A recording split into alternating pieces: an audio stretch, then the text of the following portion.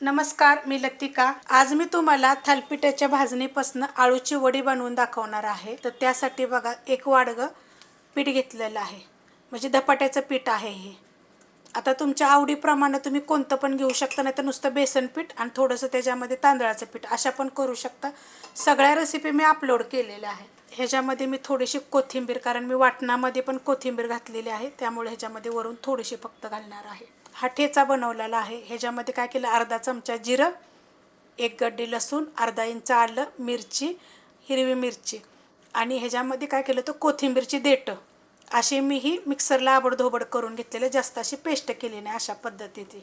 कारण कोथिंबीरची थोडी देठं घेतली की नाही की चवीला पण खूप छान लागतात।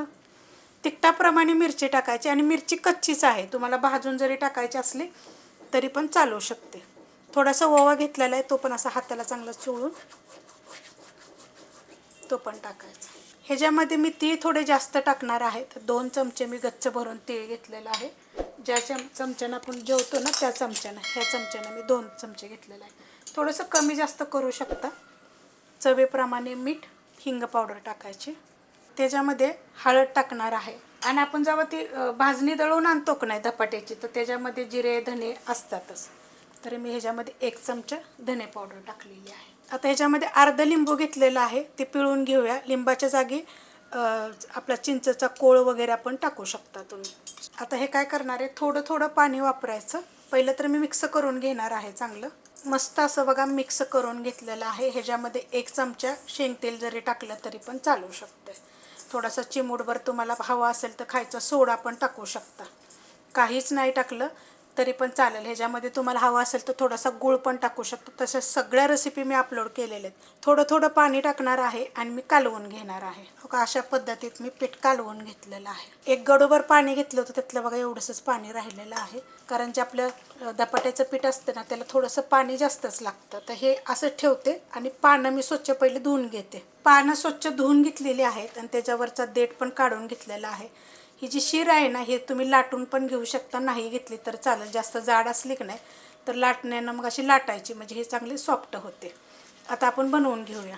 आता हे असं पलटी करून घेतलेलं आहे, आता यांना लावून घेऊया आपण थोडं थोडं। आता हे तुम्हाला पीठ म्हणाल तुम्ही किती होतं तर तुम्हाला मी दाखवते। ही वाडगं भरून पीठ घेतलं होतं, अशा आकाराची वाटी आहे। आणि ह्याच्यामध्ये जेवढी आपली पानं बसतील का नाही, जसं तुम्हाला पातळ पाहिजे जाड पाहिजे त्याप्रमाणे मग तुम्ही घेऊ शकता। हे पीठ अजून सुद्धा थोडंसं पातळ केलं तर चालेल। अशा पद्धतीत बघा लावून घेतलं, एकदम पातळ लावून घेतलेलं आहे। अजून जरी पातळ लावलं तरी चालेल, पीठ पातळ केलं तरी पण हे चालू शकते। आता अशा पद्धतीने एकावर एक 2 3 तुम्ही जेवढे हवे आहेत तेवढे सुद्धा तुम्ही ह्याच्यावर लावू शकता। तर हे पण मी लावून घेते। मस्त असं बघा मी लावून घेतलेलं आहे। 2च पानावर, 3 4 पानावर जरी केलं तरी चालू शकते।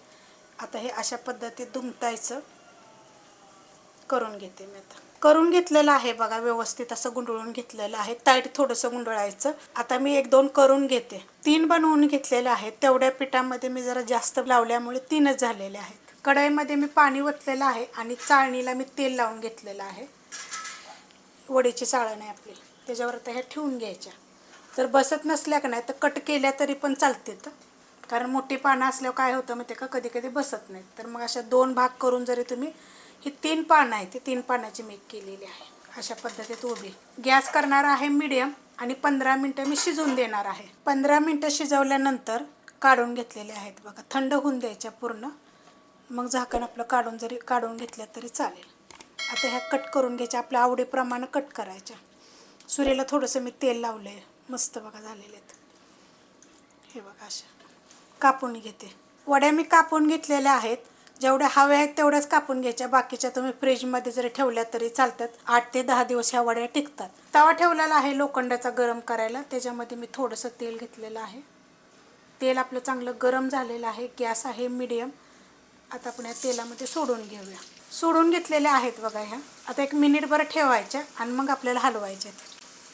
पलटी करून घेऊया। मीडियम गॅस ठेवायचा आणि मीडियम गॅसवरच गोल्डन कलरवर आपल्याला ह्याला चांगलं फ्राय करून घेतल्या तरी चालतात, शोले फ्राय केल्या तरी पण चालतात। खूप चविष्ट होतात बरं का, एकदा जरूर करून बघा। वड्यांच्या तर खूप रेसिपी मी अपलोड करत असते। हा सेम पिठाच्या तुम्ही आपल्या ह्याच्या कोथिंबीरच्या पण बनवू शकता। कोथिंबीरच्या पण वेगवेगळ्या पद्धतीने मी खूप रेसिपी अपलोड केलेल्या आहेत. ह्या सगळ्या मी पलटी करून घेते. मस्त अशा बघा कडक फ्राय केलेल्या आहेत थोड्याशा तेलामध्ये.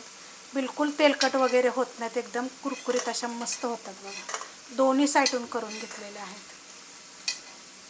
अशा तळल्या का नाही की किती दिवस राहतात. मग अशा फ्राय करून सुद्धा तुम्ही जर ठेवल्या का नाही तरी पण फ्रीजमध्ये चालू शकते. काढायच्या, हलक्याच्या गरम करायच्या, तवा गरम करत ठेवायचा आणि त्याच्यामध्ये ह्या थंडचं झालं का नाही की मग थोडंसं खाली बाहेर ठेवायचं 1 तासभर. नंतर मग तव्यात नुसते हलक्या परतायच्या, लगेच गरम होतात.